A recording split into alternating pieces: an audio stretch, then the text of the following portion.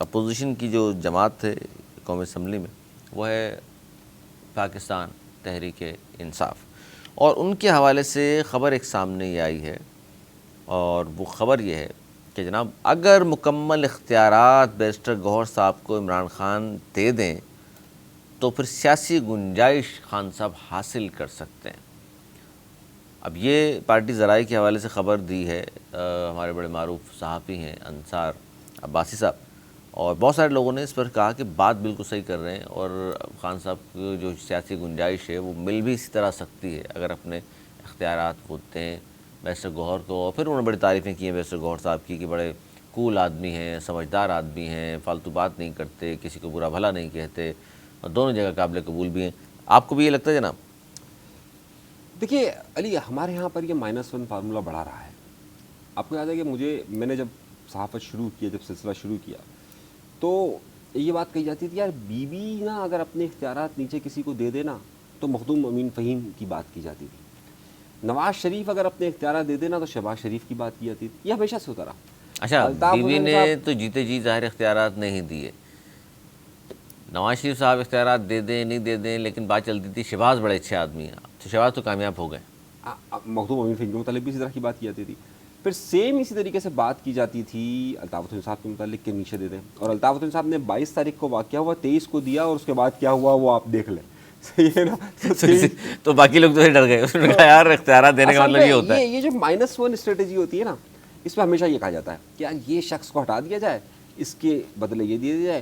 یہی انصار عباسی صاحب ہے نا، یہ 2007-8 کی بات ہے، جب این آر او ہو رہا تھا، آپ یقین مانیے بی بی کے متعلق اتنی غلیظ لینگویج استعمال کیا کرتے تھے، اور کہتے تھے یہ کیونکہ انصار عباسی کا اس وقت پورا جھکاؤ تھا ججز موومنٹ کی طرف، تو یہ بی بی کے متعلق ایسی گفتگو کیا کرتے تھے کہ جناب وہ بی بی کو ہٹ جانا چاہیے، اور یہ تو یہ ہو گیا ہے اور وہ ہو گیا ہے۔ آپ ان کے کلب سے اٹھا کے دیکھ لیجیے اس وقت، آپ کو بہت واضح یعنی سال ظافر بنے ہوئے تھے یہ۔ ہاں، یہ ابھی بھی وہی ہے اصل میں کردار، تو یا وہ اپنے آپ کو کہنے میں کیا حرج بنتا ہے۔ تو کہنے کا مقصد یہ ہے کہ یہ -1 فارمولہ ہمیشہ تھا، اور کون سی لیڈرشپ جو ہے وہ اپنے اختیارات دینے کی بات کر رہی ہے۔ انہوں نے چیئرمین تو بنایا ہے نا پارٹی کا، اور کیا چاہیے؟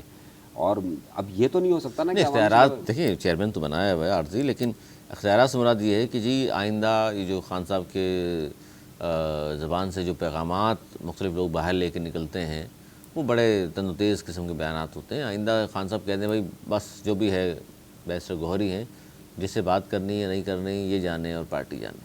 ایسا نہیں ہوتا نا، اس کا مطلب تو یہ ہے کہ آپ بیک ہو گئے۔ کوئی بھی لیڈر ظاہر ہے، اور ظاہر پارٹی اس لیڈر کی ہوتی ہے، اور ظاہر ہے اگر اس وقت ووٹ بیرسٹر گوہر کا تو نہیں ہے نا، اس وقت ووٹ پی ٹی آئی کا نہیں ہے، ووٹ ہے خان کا، تو خان خود سے اپنی چیزوں کو دے دے گا، ایسا تو ممکن ہی نہیں ہے۔ سیاستدان اپنی پاور کبھی بھی کسی کو نہیں دے سکتا۔ آپ کہہ رہے ہیں شخصیات کا ووٹ ہوتا ہے؟ بالکل شخصیت کا ووٹ ہوتا ہے۔ تو ایم کیو میں آج کل کس شخصیت کا ووٹ ہے؟ ایم کیو ایم میں ووٹ ہے ایم کیو ایم کا یہ نہیں، ایم کیو ایم نے تو اس وقت خود اپنے اتنے کمال صاحب کا ووٹ ہے، کمال کے نام پہ ووٹ پڑتا ہے۔ نہیں، ایسا نہیں، اگر ان کو ووٹ پڑنا ہوتا نا تو وہ پی ایس پی جیت جاتی۔ 2016 میں بھی ٹرائی کر چکے ہیں، 2018 میں بھی ٹرائی کیا، کئی ضمنی الیکشنوں میں ٹرائی کیا۔